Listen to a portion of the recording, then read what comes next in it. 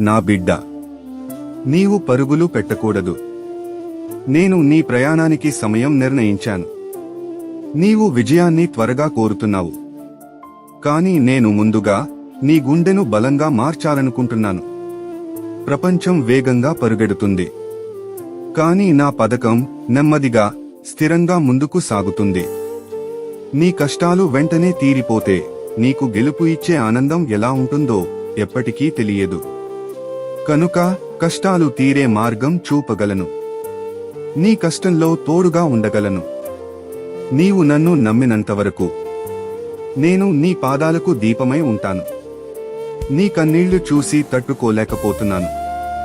భయపడకు, నీ భయానికి కవచమవుతాను. నా చేతిని పట్టుకో.